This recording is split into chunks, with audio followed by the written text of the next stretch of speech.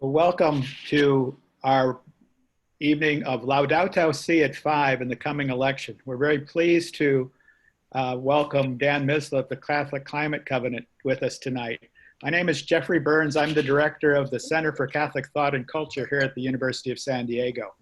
And it's my pleasure to introduce our two co-sponsors. We have Mark Peters, who's the director of mission for the university, who's also an adjunct professor of business ethics, and Dr. Michel Boudrias, who's a professor in the Environmental and Ocean Studies Department here, but he's the point man for the university's Care of Our Common Home strategic pathway.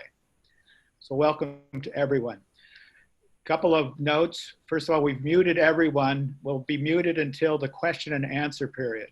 We ask that you submit your questions through the chat function. At that point, we will invite you then to ask your own question. Dr. Boudrias will moderate the question and answer period, which will follow Dan Misleh's presentation.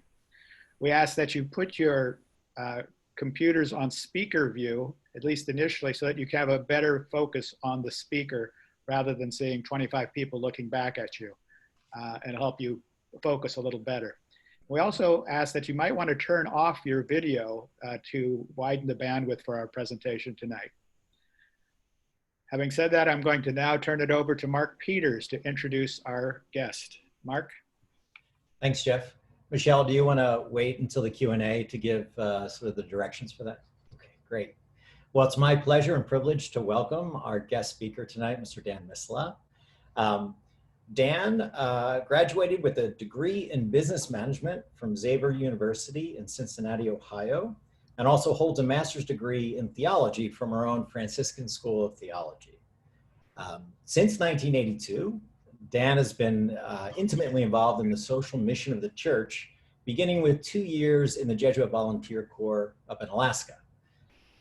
As founding executive director of the Catholic Climate Covenant, a partnership of 20 national Catholic organizations, including the U.S. Conference of Catholic Bishops, Dan has helped engage the Catholic community at the national, state, and diocesan levels in a serious and sustained conversation about a Catholic approach to climate change, focusing on the promotion of the common good, the protection of poor people, and the exercise of prudence, with the goal of more fully implementing the U.S. Catholic Bishops' 2001 Statement on Climate Change, and now, of course, Laudato Si.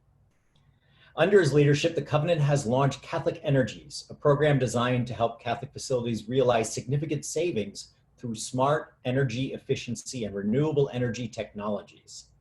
The project became a way for parishes, schools, and other entities live up to the challenges outlined in the Pope Francis' encyclical Laudato Si on care of our common home. Dan has spoken to dozens of local, regional, national Catholic groups on the Catholic approach on climate change, and audiences from national environmental and religious leaders to high school students and teachers. He's written numerous articles on climate change for a variety of organizations, publications, and online journals, including Catholic Health World, Today's Parish Minister, Catholic Digest, U.S. Catholic Journal of Religion and Sociology, Catholic Charities USA, and Monday Developments. So Dan's been busy. Dan is also the recipient of the 2015 Harry A. Fagan Award by the Roundtable Association of Social Action Directors for his unique contributions made to the achievement of the Catholic vision of social justice in a national and international community. Dan and his wife live in Cheverly, Maryland, and have 3 children, and we're especially grateful that he is staying up so late to address us tonight. Thank you, Dan. Thank you, Mark. Let's see, I'm going to share my screen.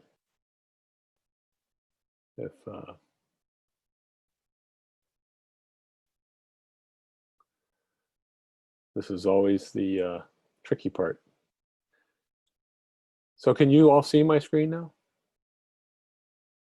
Yep, okay.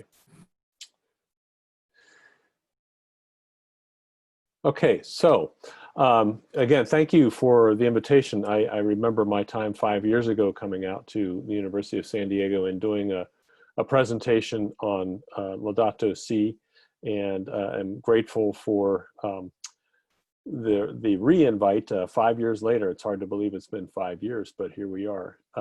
So the topic is Laudato Si at 5, climate change and the coming election. And so I hope that at least some of what I have to say will be of use to you and generate some discussion. I do have a number of slides, so I'm going to go through them fairly quickly. And first, I just want to say, and Mark introduced some of this, but in 2006, the covenant started with the support of the Bishops' Conference and the National Religious Partnership for the Environment.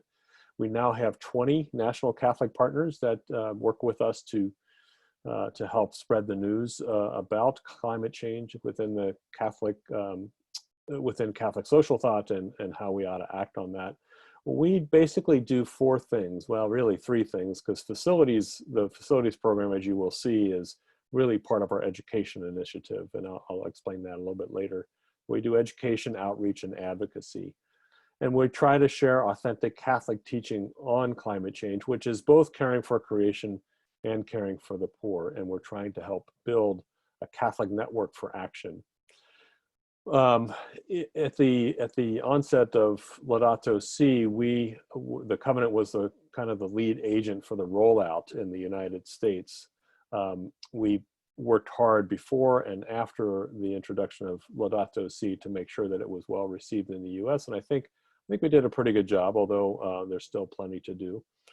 Recently, I guess it was now been a few years ago, when the Trump administration withdrew from the Paris Agreement, we put together a Catholics Are Still In campaign and had 51 dioceses or archdioceses, as well as 800 Catholic institutions and about 2,000 individuals sign our Catholic Climate Declaration, saying that the U.S. needs to remain engaged in these international agreements.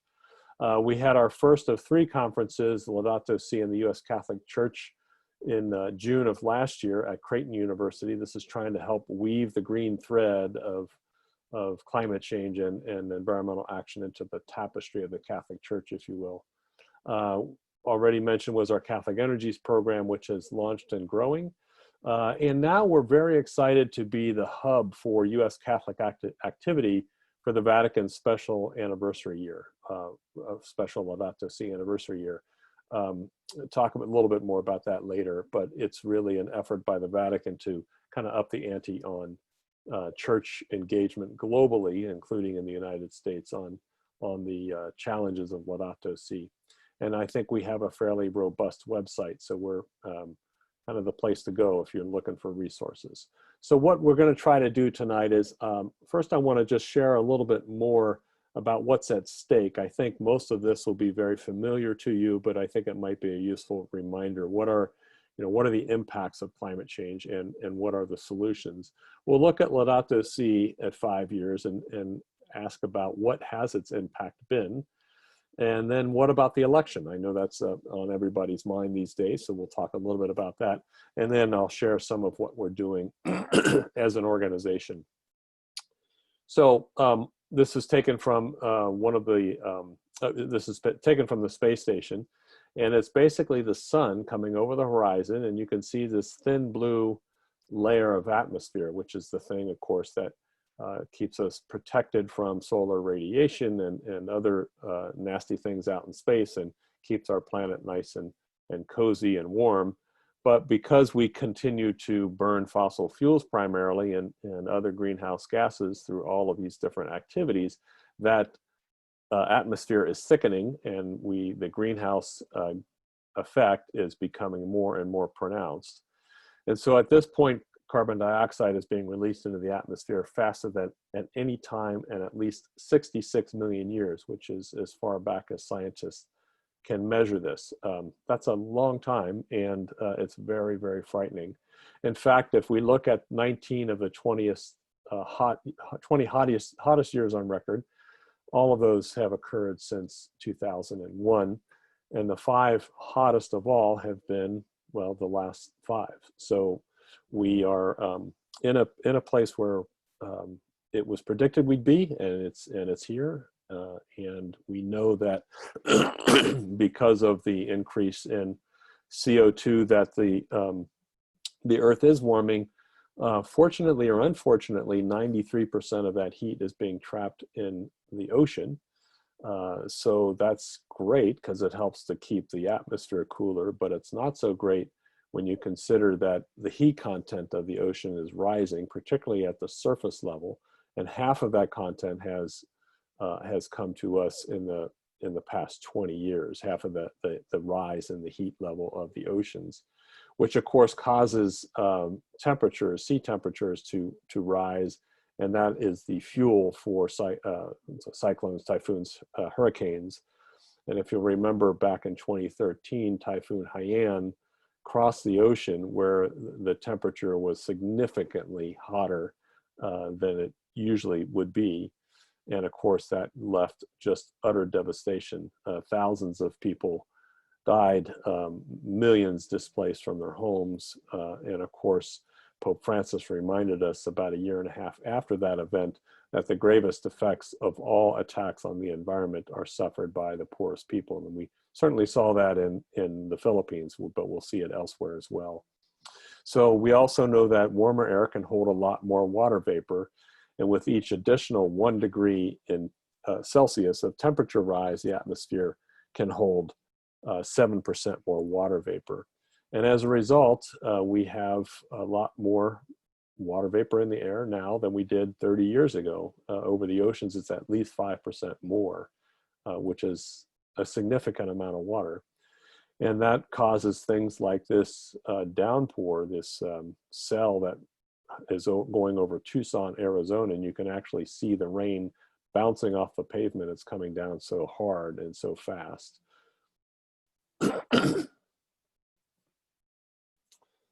This is a video taken about 5 years ago.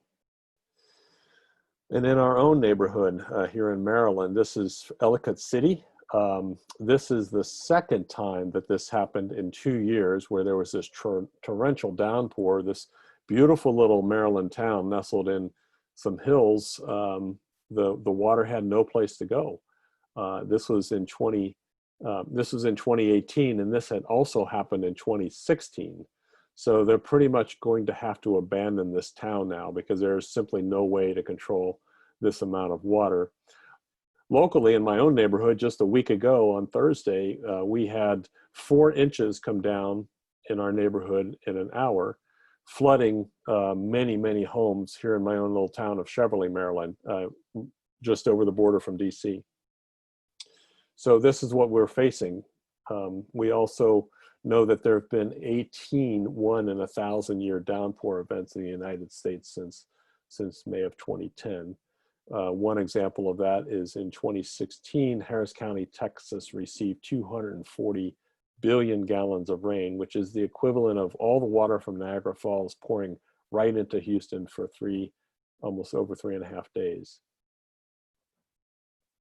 And in the same year, the next year, 2017, we had Hurricane Harvey hit the Gulf Coast, and it sort of lingered there for a long time and dumped water that was up to 200 meters deep, or the ocean was hotter at 200 meters deep, but there was practically that much rain and falling in the area as well. As you'll recall, they had a huge flood event back in 2017. But more recently, last March a year ago, so in 2019, we remember the big floods that were happening in Nebraska and the Midwest. So globally, we know that floods and extreme rainfall events now occur more than 4 times more often than in 1980. And it happens not just in the United States, of course, but all over the world. This is Karachi, Bangladesh, where they had they continue to get this inundation of weather through cyclones and sea level rise and the like. And of course, the poorest countries have the least amount of resources to be able to recover from something like this. But we also know that with rising temperatures that cause bigger downpours, let me go back to that slide. It also evaporates more water. And so we have more extreme droughts. So here's Southern Africa back in 2015 experienced one of its worst drought years ever. And you can see this young woman trying to dig deep into this well to get just some basic water. In the United States, if we continue with business as usual, you can see that it's going to get a lot more drier in almost all of the country. Sorry, that slide goes a little fast and I don't have a way to stop it, but you got the picture. We also know that fire, and all of you in the West certainly know this today, but as climate changes, there's a significantly enhanced wildfire conditions across the Western United States, and it makes sense. The hotter the temperatures, the more risk of fire there is, and you certainly are seeing that today, in fact. The fire season in the U.S. West is now 105 days longer, a third of the year longer than it was in 1970. And so you get things like this. This is from 2017, the Santa Rosa fire that I'm sure many of you recall. Just home after home destroyed because of the drought, the fires, the hot weather, the wind, and so forth. And then, of course, even today, we have, this is a satellite taken not too long ago, September 9th, of the fires in the West Coast from Oregon to Washington and down into California. The smoke is just so thick. And someone told me the other day that it even reached the East Coast up in New York. I haven't experienced that, but that's what they've been saying. So the other thing that this climate, these dramatic swings in climate is doing is it's creating other political situations. So if you will recall that in 2010, in August of 2010, 55,000 people died in the heat wave and the fires that were running through Russia. And this is Moscow on August 9th. Looks familiar to a lot of you, I'm sure, these days, where the smoke and the haze was so thick. But of course, 4 months later, after that, Russia had to halt grain exports to feed their own people. Ukraine did the same because they had also had record drought and fires. And on April 14th, partly due to hunger, we have the Arab Spring, brought to you in part by climate change. So if anyone is paying attention to this, you can bet that insurance companies are paying attention to this. So this is a chart from Munich Re, the large reinsurer, and you know they're charting this, and they're saying, look, there are a lot more storms, there are a lot more floods and landslides, there's a lot more fire and drought. This is a chart spanning about 25 years. And they say the only plausible explanation for the rise in weather-related catastrophe is climate change. And then just quickly, the threats that will face us if we don't begin to get a handle on this is food. We know that for every day during the growing season that temperatures go above 84 degrees, the corn yields decline by 0.7%, almost a whole percentage point. At the end of the century, corn yields in the US could fall by a third. We know that for each 1 degree of warming of Celsius, all of these staple foods that people all over the world rely on all decrease. So as that happens, you know, we will have less food potentially. And then water scarcity affects more than 40% of the world's population. And of course, by 2050, the countries that are already some of the poorest on the planet will suffer even more. So water scarcity will have a great impact. They could lose up to 6% of the gross domestic product if we don't if we don't get a handle on this. Global health, we all know that vector-borne illnesses are going to continue to rise. And all of these health organizations say that the impacts of climate change demand immediate action today because it's becoming very, very clear. The percentage of US African-American children suffering from asthma is nearly twice that of white children, and their death rate is 10 times higher. And this is due primarily to their proximity to our power plants and some of our refineries and chemical plants and so forth. And the amount of mercury that comes out of these power plants that continue to burn, although many of them are thankfully shutting down, the coal-fired power plants in particular, you know, that mercury near the surface of many of the world's ocean has tripled. And in the US, women of childbearing childbearing years and with young children are encouraged to avoid a lot of fish species because of the contamination of mercury in the fish. The mosquito that causes the Zika virus is now spread over a good half of the southern part of the country. So this is something that was unknown just a few years ago, and now it's spreading all over the country. So Christiana Figueres, who was the head of the UNFCCC, the United Nations Framework on Climate Change, and was the architect of the Paris Agreement, is now moved on and is trying to sound the alarm about the amount of work that we have to do in the next 10 years. And so she says that we have 10 years to cut emissions by 50% and another 20 years. So by 2050, we have to cut them to zero if we are to have any hope of surviving on this planet. So if we fail in 2015, I can't breathe will have a lot more meaning. It will mean we literally can't breathe because the air will be so polluted and the heat will be so extreme. The temperatures will be hot and they will continue to rise, and then there'll be these tipping points that we will reach. The Arctic ice cap will be gone, which reflects a lot of the sun's heat, and now the Earth will absorb that extra heat. The permafrost will melt, releasing a lot of methane. Warmer oceans and melting glaciers will have the sea levels rising. Our rainforests will dry up and burn. Coral reefs will become graveyards. Mass migrations, people who need to leave will face locked down borders. They just simply won't be able to get out of harm's way wherever they're living. Food productions will swing wildly. Some places it'll be fine, other places it's just going to be tougher and tougher to grow food. Malaria and other diseases, especially mosquito diseases, will flourish. And then hope is going to recede as each tipping point is melt. So there'll be just a tremendous amount of despair. But if we're successful, and that's what I think we're all working towards, trees will be abundant, even in cities. 50% of the earth will now, in 2050, be forested. There'll be less open land and more tree-based agriculture. We'll be eating a lot more things that would come from trees because trees are so important. There'll be a lot more localized agriculture as opposed to these big industrial farms.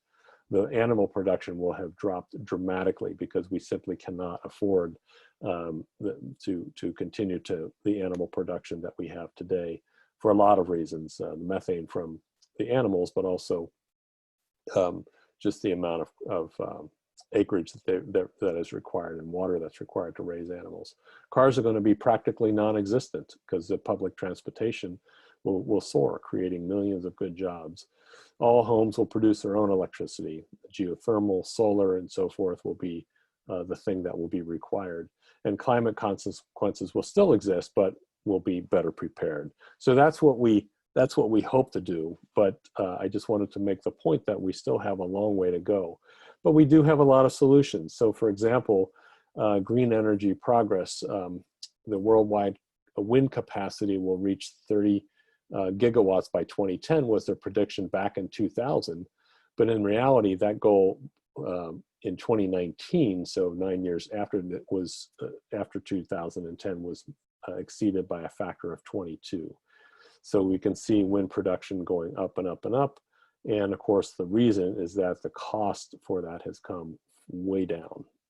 The same could be said, wind could supply worldwide electricity 40 times over if we could harness all the wind that's out there. Same thing with LED lights. It was just 1% of the market just a few years ago. And in 2025, 95% of the lighting will be LED. And the reason, of course, is because the cost has come way down.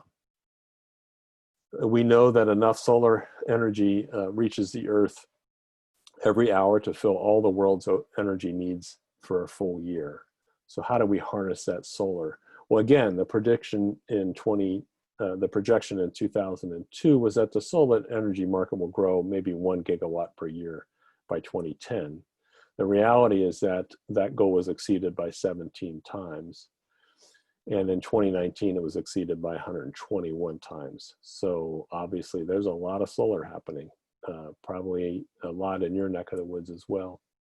And again, the cost of that has come down precipitously. So in 1976, it was about $80 a watt. Now it's about a quarter a watt to produce solar electricity. That's a tremendous drop.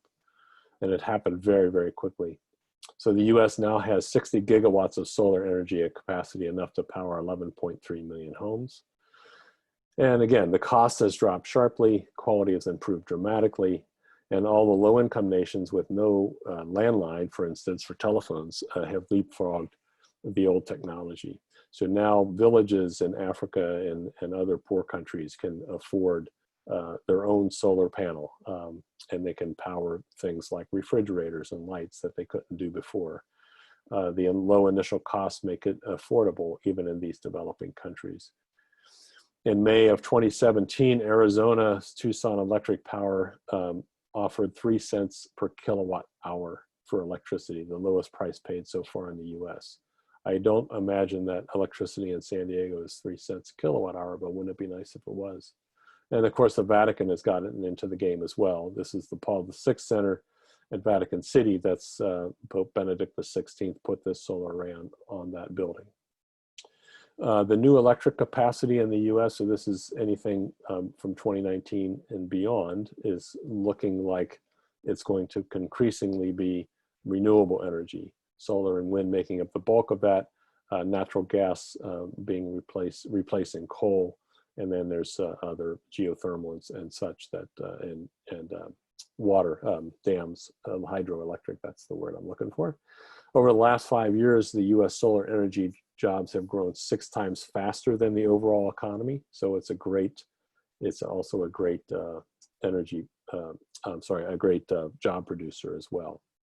So just shifting quickly to Laudato Si', and I'm not going to go through Laudato Si' because I'm assuming that most of you are familiar with it or have read it, but you know, it was an amazing document. I remember when it came out, I was so excited and so happy to see that we now have this wonderful document that's going to guide the church's efforts and hopefully the world's efforts for years and years to come.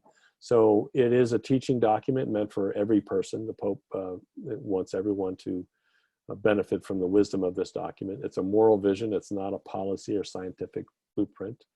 It's about human values and how human values must guide technology. It's about conversion, not public policy. It offers hope. Pope Francis says the Creator does not abandon us.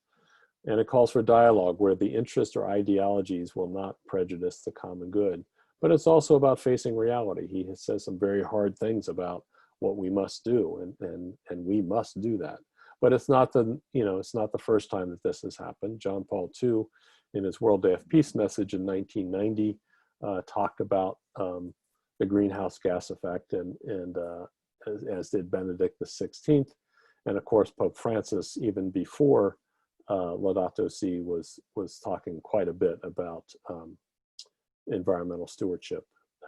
And the bishops as well, in both 1991 and in 2001, wrote statements, the first in 1991 being sort of a general statement on environmental responsibility, and the second specifically on climate change. So where are we after 5 years of Laudato Si'? Well, I'm afraid the news isn't that great. So looking immediately after Laudato Si' came out and after Pope Francis's visit to the United States, the Yale Center for Climate Communications did some polling, both in the spring and in the fall. So before the encyclical and the visit and afterwards. And so when they polled people, and this wasn't just Catholics, but they did ask if there was a religious affiliation of those who participated in the poll, you can see that from the spring to the fall, generally there was an impact of Pope Francis as a trusted source of information, or trusted source on this issue. So it's it's increased by 9 percentage points across the board.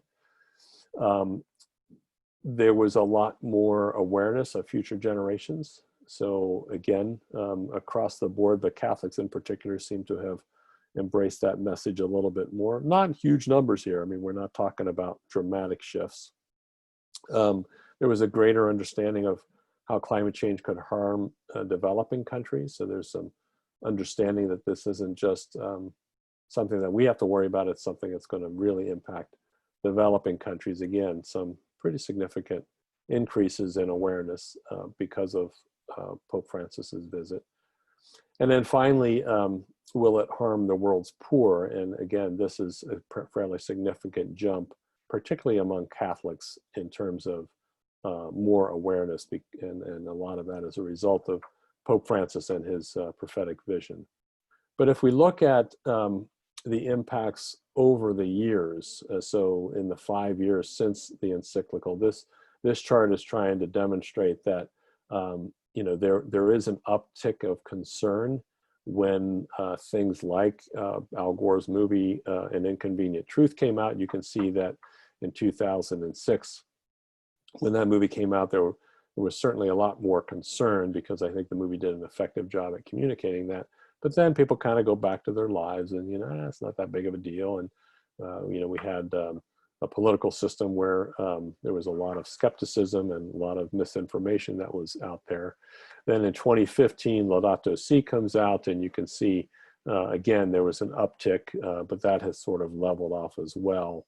The authors of this particular piece, which I have in the notes below, this was recently put out in July. Basically, they concluded that there really hasn't been much staying power to this message, and I think the conclusion is that what's really influencing this is people's experiences. And again, here's that Santa Rosa slide, the fire in Santa Rosa back in 2017, and the floods in Nebraska. So a lot more people, whether in the middle of the country or on the coast, are experiencing this.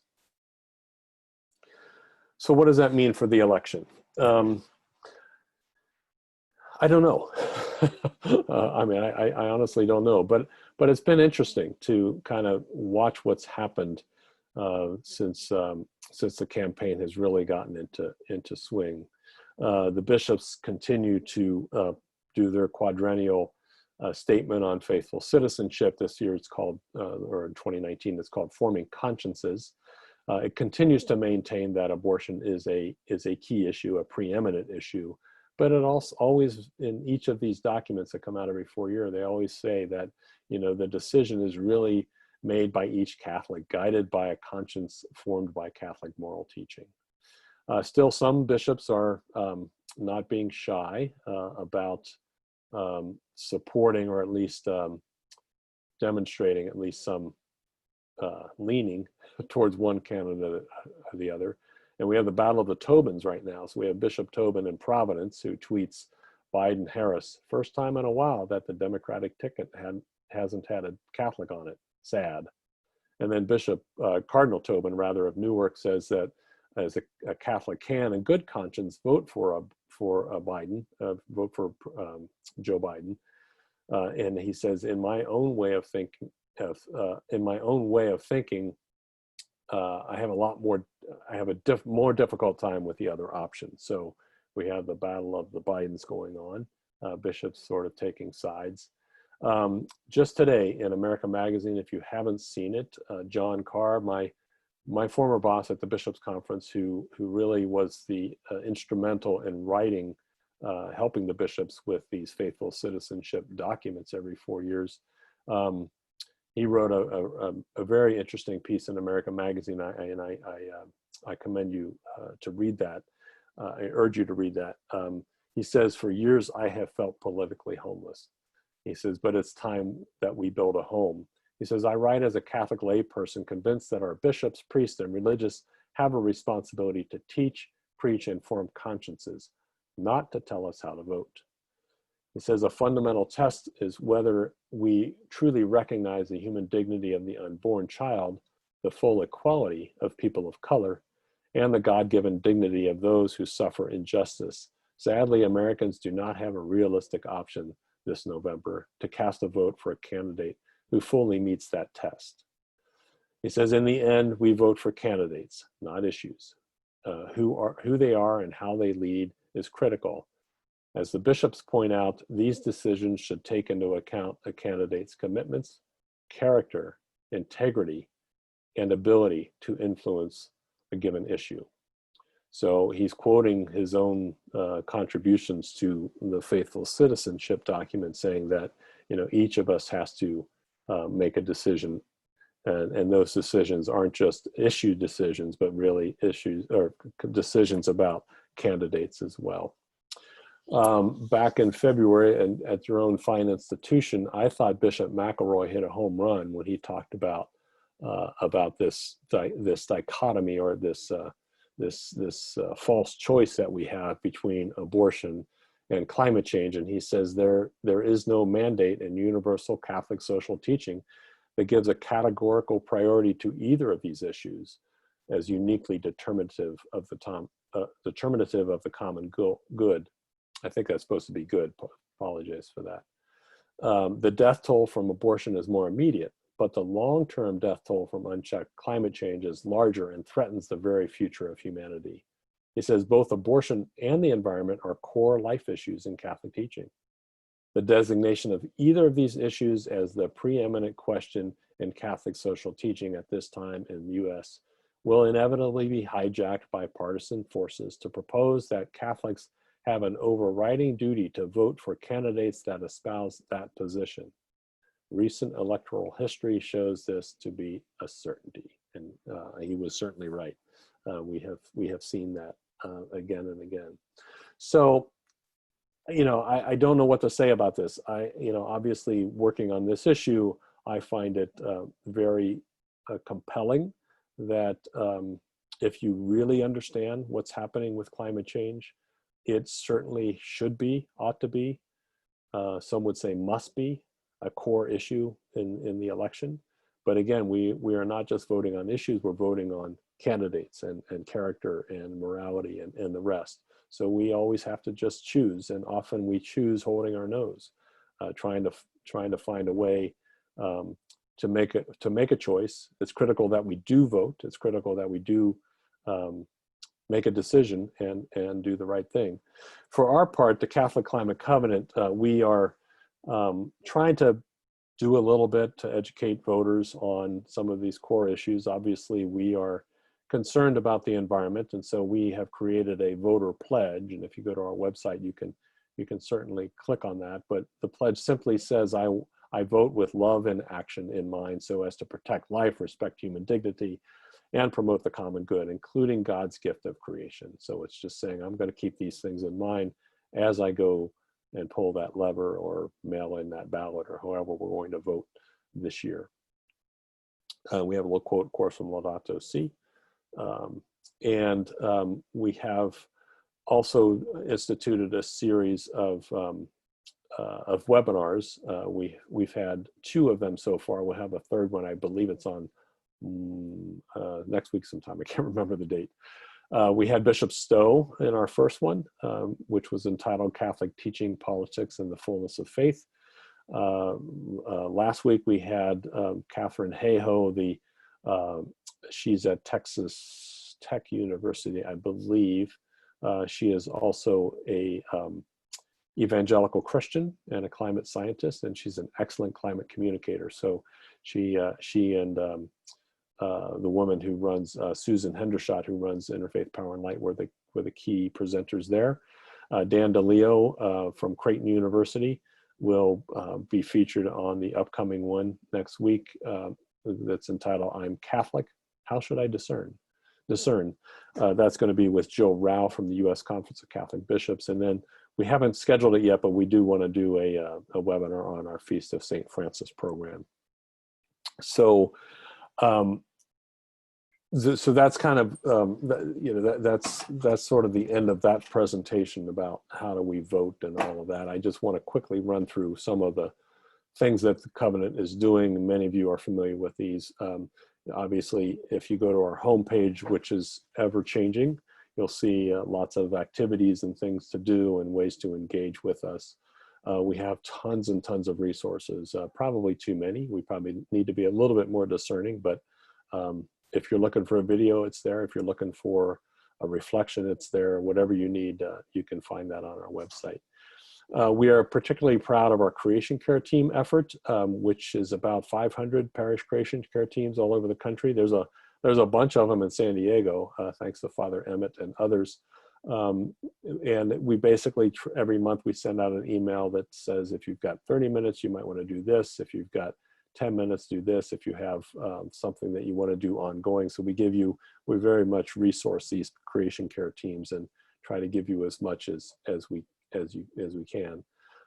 These are some of the creation care teams in the Diocese of San Diego. I won't spend time reading all of that. We have every year our Feast of St. Francis program. This year it's called The Healing Power of Love and Action. Again, sort of election themed. How do we exercise our Catholic faith in the public square? Back in April, we had the 50th anniversary of Earth Day and the 5th anniversary of Laudato Si, so we did a program around that. Both of these programs are about an hour and a half, easily downloadable. We just make it, it's basically adult education for dummies. We give you everything you need to make this happen. I mentioned our Laudato Si and the U.S. Catholic Church program that we did last summer. We're going to do it again next summer, although it's going to be virtual, to try to weave this green thread through the Catholic Church. And then, of course, we have our Catholic Energies program, which is a way to respond to Laudato Si, where the Pope says we really need to move off of carbon dioxide and other highly polluting greenhouse gases. And we work exclusively with Catholic organizations. We provide expertise from soup to nuts. So from the design and implementation to finding the financing, all of this is to be able to try to encourage greater conservation, renewable energy within the Catholic community. And we do this, as I said earlier, as an education project. Our first project went up a year ago, June of 2019, which was a parish in Virginia. They liked it so much that the diocese now has a master agreement with us. This is the Diocese of Richmond, Virginia. And we've done 6 projects there, and we're working on about another half a dozen. We did a 2 megawatt solar array for the Archdiocese of Washington for Catholic Charities, which was reducing their electric costs across the fleet of buildings that is owned by Catholic Charities by $250,000 a year. So it's a great story. Imagine that of the 80,000 Catholic-owned buildings in the United States had just 200 kilowatts of solar. That's 16 gigawatts that could be saved in over 25 years. And you reduce 53 billion pounds of CO2. You reduce 123 million pounds of nitrogen oxides and 150 million pounds of sulfur dioxide because of this. Chile, but the country, is working on 18 gigawatts. So if the Catholic Church could do this, we could produce as much renewable electricity as the country of Chile. So again, this is an education program. So we want to make sure that we not only help people save money, but we actually encourage them to use the opportunity to educate their constituents, whether it's students at a school or parishioners at a parish or retreatants or wherever we're putting these installations in. We want to make sure that they're also saying, hey, this is what being Catholic is about. So as Pope Francis says, we have a great cultural, spiritual, educational challenge that stands before us, and it will demand that we set out on the long path to renewal. So that's it. Sign up if you haven't at catholicclimatecovenant.org. If you have questions, you can write our info account, and the person who reads those gets them to the right person. So we'll happily answer your questions. So that's it, folks. Let me see, I need to turn my screen off and turn it back over to our hosts. Thank you very much, Dan. We're going to turn it over to Michelle to run our questions and answers. So Michelle? So what I'd like, anybody who has questions, please send it through the chat, and then I will let you know and call out your name and let you ask your question. Please make sure it's a question. Try to keep it short. We'd like to have a really nice dialogue with Dan and have a conversation now that we've had a chance to hear all the great things that are going on. If you start going too long as a podium speech, then I may cut you off and mute you. What we really want is some great questions to Dan and a chance for us to share. So send your questions to me through the chat, and I'll call on your name and have you ask the question. So I do have the first question. So Rachel Sarner, you can ask your question. Okay. Hi there. Thanks for sharing. I appreciate you presenting. And I just wanted to ask, I was reading, I actually had this book for my Catholic social thought class back at USD, and it's been really interesting to read. And one of the quotes in here notes that the Catholic Church still hasn't divested from fossil fuel companies. And so I just wanted to ask you if you had any information on if there's been improvement with that. And the second part of my question was also any ideas on how to further encourage Catholic universities like the University of San Diego to divest as well. Yeah, so a great question. Yeah, the divestment thing is more complicated, I think, than it should be. But I'm not a financial expert either, so I'll give that little caveat. I think it's happening more in Europe and in other Catholic, with Catholic institutions in other countries, I should say. Although there have been some notable examples in the United States. I know that the University of Dayton was the first one out of the gate. Georgetown University has divested from coal stocks, coal companies. I think Seattle University is working on divesting. So there are some examples out there. A number of women religious orders have divested. You know, and I think it's it's an important dialogue. I think particularly for students to kind of continue to put some pressure on their institutions to do so. But it's also, you know, it is a complicated decision to divest from fossil fuel stocks. And what I think is more needed, frankly, is updated guidance from the U.S. Conference of Catholic Bishops. They have their socially responsible investment guidelines. There is a segment in there on environmental responsibility in terms of our investments, but I think it's probably time that gets updated. I don't know if that's in the works, but it could be. What I would say though is I'd like to focus a little bit. I find, and one of the reasons why we started the Catholic Energies program is because it's a negative and a positive, right? So let's divest. Let's do this negative thing. Let's you know, get rid of these stocks, or we can invest. And so our thought was, you know, you're pushing a rock up a hill trying to get institutions to divest. But if you say, look, let's have that discussion some other time. In the meantime, why don't we help save you a ton of money? You know, that Catholic Charities Project in Washington, D.C., $250,000 a year in savings. That's tremendous. And think of what a Catholic Charities agency can do with $250,000 a year. Hire more social workers, beef up their food distribution programs. I mean, there's so many things that could be done. So I think it's always a little easier to offer a positive vision rather than sort of this negative vision. Not that it's not necessary or important. I do believe it is, but I think, you know, we got to pick our battles and figure out strategies that we think are going to work. Okay. Just a quick comment before I pass on some questions. I will tell you, teaching the kids and university students, including Rachel, it has really become a passionate issue for this generation. But I think you're absolutely right that we need to have a positive messaging and not make it a political argument, but really make it an economic and a social justice argument. Yeah, I think it should always be both divest and invest, not just divest. Yeah. Right. Father Emmett, you can ask your question. You need to unmute yourself. Everybody has the power to unmute themselves right now. Can't hear you.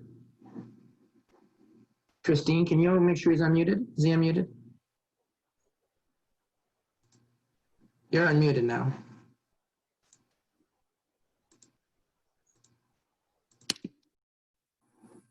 Oops. There we go. There we go. Can't hear him. All right, Father, we can't hear you, so I'll read your question. His question is, how many dioceses in the U.S. are actively promoting Laudato Si? Oh boy, not enough. And I think it sort of depends on what you mean by implementing. I mean, I think there are a number of dioceses that are really doing good work, San Diego being prime among them. Atlanta has a plan that they put together within months after Laudato Si that's being emulated all over the country. I do know that we have about 24 dioceses that are now in regular contact with Paz, Artaza Reagan on our staff, who runs our creation care team program. So we've moved from supporting parishes with creation care teams to trying to encourage dioceses to come up with a creation care team, so that it's a little bit more infused and a little bit bigger. I think Father Emmett, I think the Diocese of San Diego has one as well. I'm working with the one in the Archdiocese of Washington. Archbishop Gregory is, we've been working with him to perhaps put a statement together. There was someone else the other day who, yeah, I shouldn't hold their feet to the fire. But the California Catholic Conference has also written a statement. So it's spotty, it's not consistent, but there certainly is a lot of activity, and we're feeling that's beginning to snowball. Maybe that's too much of a hopeful of a metaphor, but anyway, it is beginning to gather some momentum. Great. Steve Conroy, you have a couple of questions. Your turn to ask something to Dan. Thanks, Michelle. First of all, thank you, Dan, for a great presentation. I'm I'm impressed by the Keeling curve over at Scripps Institute. It's a more regular series of data in nature you will not find. Maybe that's a little Yoda-esque to say it that way. And it's sad because it's a trend upwards, and I've shown it to my economics students before. And so I'm hopeful that with the current crisis in which so many airplanes have been grounded, do you think that thing might flatten a little bit? I'm hopeful. And then I kind of related to that, my own research in economics and the environment, I've found with a colleague at Baylor that economic downturns like this are often associated with people turning away from environmental issues. So we find that environmental attitudes are a normal good. So I'm a little bit concerned with that impact of the economic crisis we're facing now, that people may turn away from environmental issues because they're focused on the environmental exigencies and the economic exigencies of the day. Yeah. So just kind of a couple of maybe thoughts from you on that. Yeah, those are great questions. Yeah, and I'm no expert in either of those things, but what I do hear anecdotally, and so anecdotally, I think that yes, I think generally we're beginning to flatten that Keeling curve a little bit. It's not fast enough. It's not robust enough, but there does seem to be, there's just a number of businesses that are beginning to take this seriously. They're beginning to take their sustainability. I mean, Walmart is one of the best examples, believe it or not. I mean, they're doing an amazing amount of things on sustainability. So I think, and obviously, the limited air travel that's happening now the numbers have got to be better next year, or it's just going to be a sad thing. And then on the economic question, I think my bigger fear is that governments are pumping so much money into their economy to prop it up in this time of COVID that puts us into an even bigger deficit, a bigger hole in federal and state and local budgets as well. Although they can't print money like the federal government can, but the amount of money that's being pumped into the economy will be unavailable to do the things that are needed, that will need to be done to tackle climate change. So that's my bigger fear, is that, we coming out of the COVID crisis, will there be resources? I think there's always resources. Maybe the better thing is to say, will there be the will to tackle this issue and have these government incentives, tax incentives, and other types of policies that the federal government can put into place to encourage a move away from fossil fuels and current energy systems into something that's new. That's my bigger fear. A couple more questions, but I'm going to throw a comment at this for you, Steve, to look at it with your classes. One of the situations that seems to be happening is people are realizing that they can work remotely. Yeah. And so one of the things that they think could change is behaviors that we thought we couldn't do, like drive less, for example. 47% of emissions in California. 47% of emissions in San Diego County come from driving. So if we could learn the lesson to drive less, for example, and do more work remotely, we could start helping to flatten the curve. Barbara Bourne, you have a couple of questions for Dan.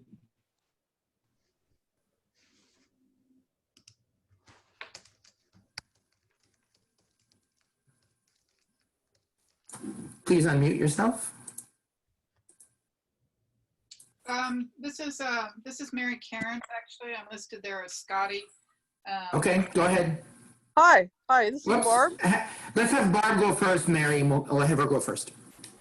Yeah, I've just heard from partners of Catholic Climate Covenant that they feel the voice of Catholic Climate Covenant is muted by the primacy of the USCCB sort of having the final say on some of the policy statements or the voice that Catholic Climate puts out to the church. And I just wondered if Dan could comment about that. And is there any work being done to give more of the other partners a voice in the final say of what Catholic Climate Covenant really is? Yeah, good question, Barbara.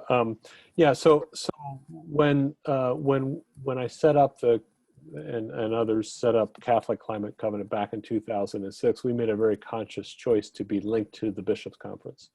The reason for that was we felt like if we in order to build a bigger network and a bigger movement of Catholics concerned about this issue, we would have to go into dioceses and into parishes and into other Catholic institutions. And without some sort of official recognition by the Bishops' Conference, that was going to be very difficult to do. Who's this guy, Dan Misleh, and why does he want to come into my diocese? He has no connection to the institution. He's just this, he's a lefty environmentalist and has no real Catholic credentials. So as a result of that, there are some freedom in being connected to the institution, and there are also some guardrails that happen in the institution. So one of the trade-offs in that is that we have to be pretty careful about not getting out in front of the bishops, particularly on public policy. So I will defend the bishops all day long. They have been enormously helpful and outspoken on a number of environmental issues, particularly with this administration that has rolled back over 100 environmental regulations. The Bishops' Conference has regularly weighed in on those rollbacks, and we have tried to amplify those as much as we can. But the bishops did not take a position on the Dakota Access Pipeline, for example. And they do that primarily because the North Dakota bishops didn't take a position on the Dakota Access Pipeline. So they felt like they couldn't take a position. So and sometimes we are a little bit, there are some boundaries that we have to play the game within. But we are in constant dialogue with them. We often push them a little bit. If we can't do it, sometimes our partners that don't have those same restrictions are able to try to persuade the Bishops' Conference to step out on this issue or that issue. But that's the trade-off, and I don't regret that trade-off at all. I think it's an important place for us to be connected to the institution. There's a related question from Jeffrey Burns. So Jeff, can you ask your question about the bishops, and then Mary, it'll be your turn. Yeah, I noticed that your two quotes from the bishops were from 1991 and 2001. Has there been anything since then of significance by the bishops in terms of official statements? And secondly is who are the green bishops? Yeah, so on the first question, no, but there haven't been many statements by the bishops on any topic, to be honest. You know, I think the days of the 80s and 90s and maybe into the 2000s where the bishops were, you know, had a statement every November that they voted on, I think those days are gone. So I don't anticipate that we're going to have a lot more statements from the bishops on environment or any other question. The green bishops, well, again, pointing to Bishop McElroy, he's certainly one of them. There are a number of dioceses that, as I said, have these diocesan creation care teams. That includes places like Indianapolis and Cincinnati and Columbus, Ohio, the Archdiocese of Washington, the Archdiocese of Atlanta. Trying to think, certainly the Diocese of Stockton, especially with Bishop Blair, but I think even with the new bishop, they're very much out in front. Bishop Stowe of Lexington is very open to these issues and pushing these issues. So if I had some more time, I would think of a few more. It's you know, I don't think that there's enough.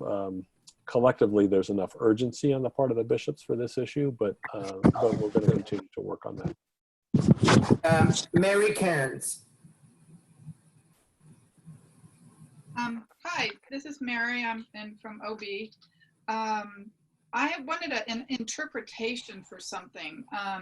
In February, the Church of England had a synod, and they came out and said that they were going to have all of the Church of England and all their parishes be net zero carbon emissions by 2030. And I was wondering what your interpretation is of that, of the net zero carbon emissions, and how we might be able to do something similar, if not just small on a local scale, but on a larger scale. Yeah, I did see that, but I don't quite know how they define net zero. I imagine it's a combination of energy reductions and offsets. You know, how can the things that we can't reduce, how do we offset them with tree plantings and other environmental beneficial types of activities? So I don't know what they mean by that, but maybe there might be someone else on the call on the webinar tonight that would know that. And what was the second part of your question? That was it. No, that was it. Okay. Brenda Fraser, you have a question?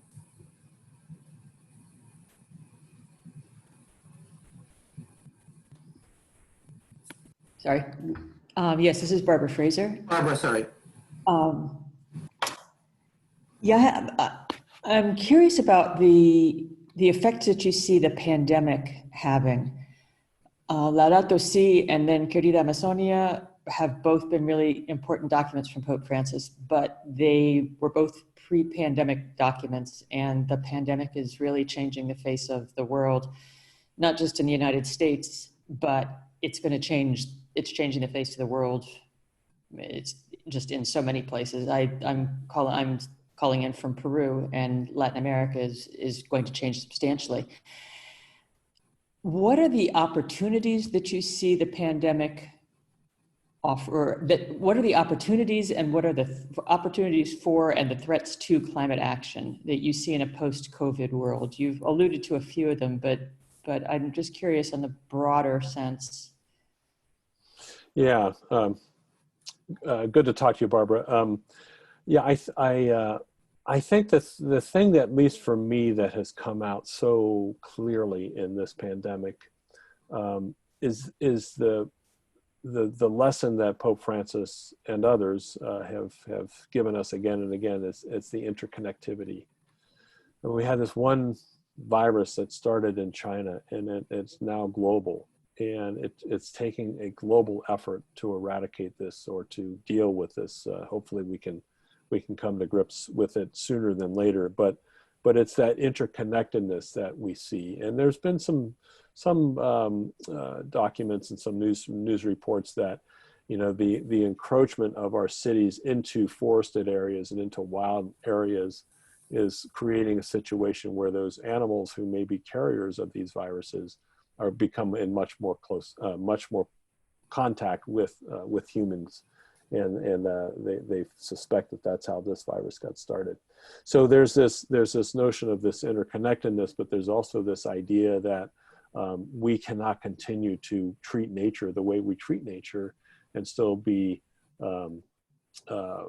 expect that nothing's going to happen to us negatively. That's simply just not true. And then on the on the other, as we emerge from the COVID crisis, there's a lot of people who are talking about how can we build back better. I don't quite know what that means. My guess is that let's try and find ways to work together to be, we've experienced, I know in my own little town of Cheverly, Maryland, all of a sudden everybody has these Adirondack chairs in their front yards. And it's, after work, people go out and sit on their lawns and wave to neighbors, or we go over and speak and talk with our neighbors across the street. There's a much better sense of community, I think, now, because we're all in this mess together, right? I'm hoping that those things continue after we get through this crisis, this immediate COVID crisis. I'm not incredibly optimistic that it will, but we certainly now have the chance to do that. So I think this interconnectedness, both globally and then I think even within our own little communities, I think we have a shot of trying to figure out how do we continue to step up like we all have in the past several months. With this administration, to be honest, I find that they're working apparently pretty hard against that type of cooperation and that type of camaraderie and that type of community building, but I think we need to do it anyway. That may not be a very satisfactory answer to your question, but off the top of my head, that's the best I got right now. Thank you. Bob Gillespie. Yes, Dan, thank you for your presentation. Very well done. Assuming, I know it depends a lot on the election results this year, but assuming that they turn out well, what do you think the chances are for some sort of a Green New Deal in 2021? There'll be something. I think a lot of it will depend on what happens with the Senate. When this was tried in 2010, the Senate sort of stopped it cold. So I'm hopeful that something will happen. I don't know if it will be the complete Green New Deal, but the Biden campaign has certainly talked about that being a major part of their agenda. I certainly think that with the economic situation, with the need for more jobs, better, good paying jobs, I think we have a chance that people will begin to understand that we have to begin to think differently about how we power our economy. And that certainly would have to include things like renewable energy and energy efficiency and those types of things. Thank you. Karen Esmonde. Yes, thank you. I am new to this endeavor. I'm a secular Franciscan out of San Luis Rey Mission in Oceanside, California. And of course, right now our state is burning up. But I was interested to get onto your website and to see the wealth of materials and resources and activities that are available, and very happy to know about it, but also a little chagrined to realize that until I was asked to be the animator for the Southern California region for this particular issue, within the order, I didn't really know anything about it. And so I think that it might, and it might be that I'm just willfully ignorant, but it also could be that it is not, the issue is not preeminently out there in Catholic circles the way that, for instance, the abortion issue is. Mm-hmm.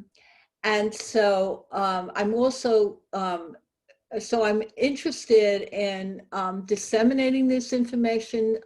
Certainly, it's my charter to do it among local secular Franciscans, which is not a problem in Southern California, but also nationally. It seems that it's become a real issue. And of course, here in Southern California, everything is automobiles. And since the state is starting to open up and businesses are starting to open up, there's just this plethora of SUVs that run around, spewing gasoline. And so it's, now that my awareness, I'm much more aware of this, I find a great deal that I'm really grieved by this sometimes. Yeah. And so, but I have noticed that one of the things I have noticed, you talked about the impact of the COVID-19 and its and the horrendous budget deficits we're going to have in the country overall. But I also noticed a less of Do you have a question to make sure do we have other questions in ours? Can you? Okay, and what would you like to know? I think that might be a good thing. And I was also interested in developing several lessons that people could use in their homes and so on, projects that we could do, well researched, that would say, if you're going to buy a car, maybe this kind would work for you, and so on and so forth. Yeah, those are really important questions. I wish I had a simple answer to that. I think obviously there are lots of things to do in terms of what we drive, how we heat and cool our homes, and so forth. I think the more important thing to do is have conversations with people about this. We just simply have to get more comfortable talking about this and trying to listen to one another. And what is the fear that you have of addressing this issue, and how can I help you, and how can we help each other understand one another a little bit better? I always think of Thanksgiving dinner. You got to find a way to have these conversations at a time when people are gathered together, and you never want to talk politics and religion over Thanksgiving, but I think it's probably time that we start trying to figure out ways to have those conversations. I think that's the number one thing. The second thing I would say is we got to get people outdoors. We just got to interact with nature more. Now I know it's a little difficult when the state's burning, but we have to begin to appreciate what's at stake here, and what could be lost. There's also lots of other benefits for being outdoors as well. Exercise and fresh air, and getting into nature is always rejuvenating for people, regardless of their station in life or what they do. So I think that those simple things of having these conversations with family members and friends to talk about the importance of this from your perspective as a secular Franciscan, and as a woman, as I don't know if you're a mother, but all of those things where we're coming from is, I think we need to just share that and begin to have those conversations. One comment and a last question from the audience, and I'm going to close the question area. A comment on speaking about it. I had a big project on climate change communication, and climate change has become kind of that fourth topic you're not supposed to talk about, right? Sex, politics, and religion. Yeah. But yet climate change affects us in a very different way. And I think it is valuable to bring up that conversation. And sometimes if it's people who have an economic lens, then worry less about the science. This is coming from an oceanographer who's a climate scientist, right? But you could still talk about these issues. And I agree with you, Dan, we need to find ways to break the ice. Steve, you get the last question on what parishes can do. And I have a question about what universities can do. Thanks, Michelle. So I guess just the way it's hard for me to phrase this, but what would be really helpful, 5 years after Laudato Si, is if the Vatican gave parishes not guidance, but maybe challenge them to come up with concrete ways to implement the discussion or the edicts or the conversation, if you will, of Laudato Si. So real quick, the parish that I'm in spent over $1 million on a huge solar array a few years ago, and I happened to be the chair of that committee. Now I'm struggling, though, to get other folks on the very conservative, frankly, finance board to agree to spend the money to convert over to LED lights in the parish. And that would have a huge environmental impact. And we got huge, heavy, lamps and stuff in there. Right. What would be great is if I could point to a challenge from the Pope or even from the U.S. Conference of Catholic Bishops that says, reduce your footprint or go carbon neutral by a certain date, as we've done here in California in the government. Is there anything like that that I could point to? Well, thanks, Steve. It's very difficult. Popes, bishops, and even priests are reluctant to push mandates. So the short answer is no. But the longer answer, and I think the more hopeful answer, is I mentioned at the beginning, I believe that the covenant is going to be at the hub, or will be the hub for this new effort with the Vatican. It's called the Laudato Si Special Anniversary Year, but it's actually going to be launched in May of 2021. And it basically is there's 7 sectors within the Catholic community, everything from diocese to families to healthcare to parishes, that the Pope is throwing out a challenge to become sustainable within 7 years. So it's using that biblical theological 7, right? And the Jubilee question, the Jubilee metaphors, and all those kinds of things. But so they're going to actually offer awards for the best parish, or the best diocese, or the one that has stepped up the most, the religious order, whatever it's going to be. So we're actually working very closely with the Vatican and the Bishops' Conference to try to help put that framework together in the United States. So stay tuned for that. We'll probably have that, start rolling that out perhaps in the spring.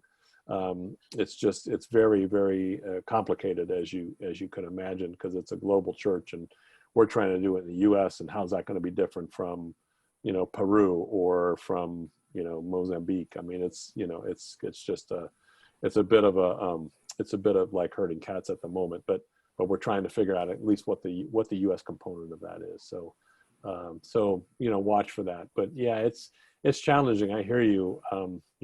I get so frustrated with I have a neighbor, actually the former mayor of our town, who we have solar on our roof, and he has the perfect roof for solar. And I said, man, yeah, do this. We're saving, $30 a month on our electric bill.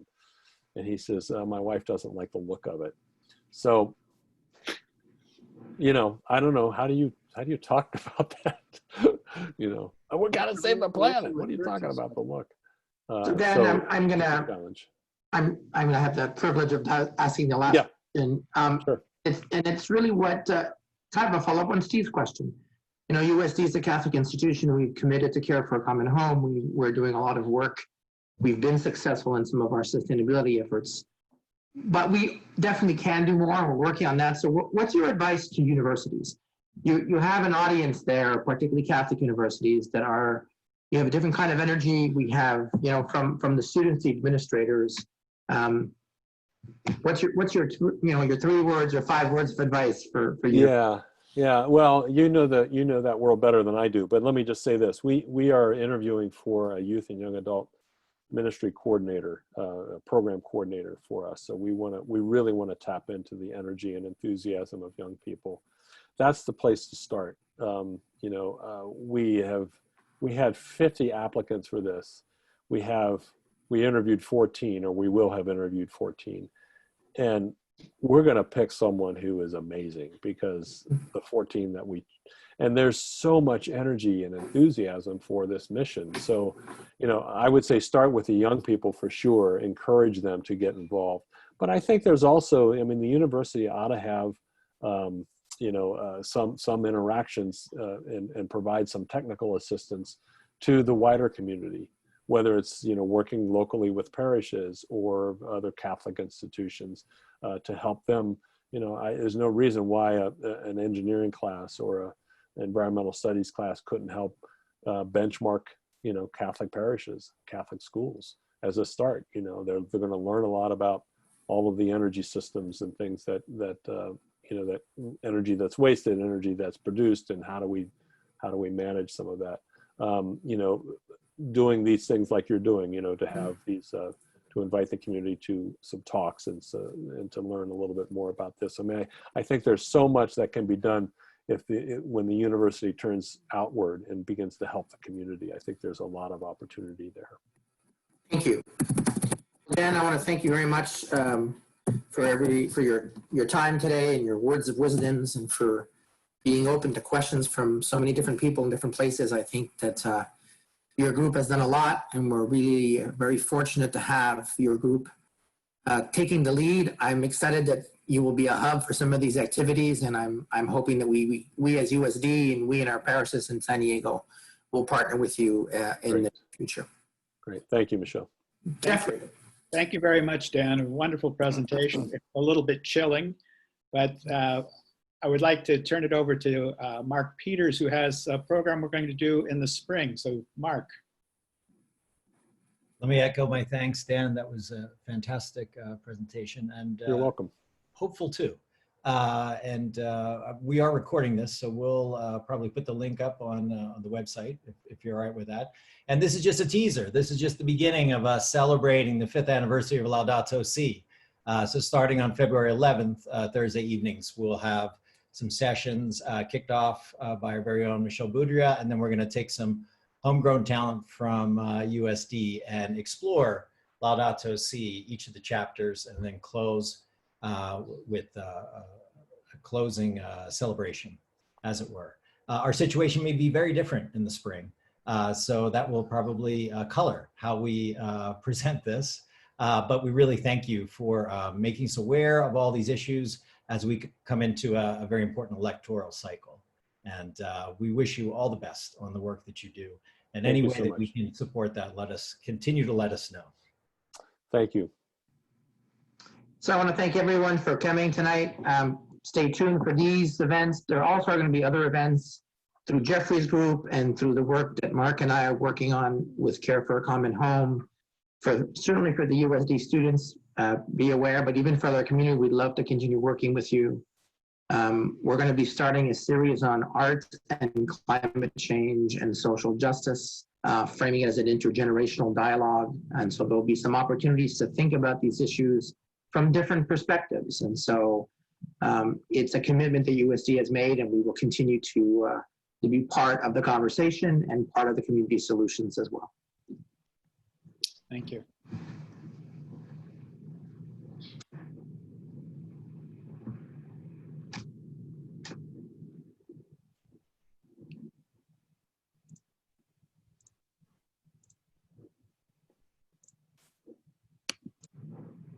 Okay, Mark, can you take your screen down?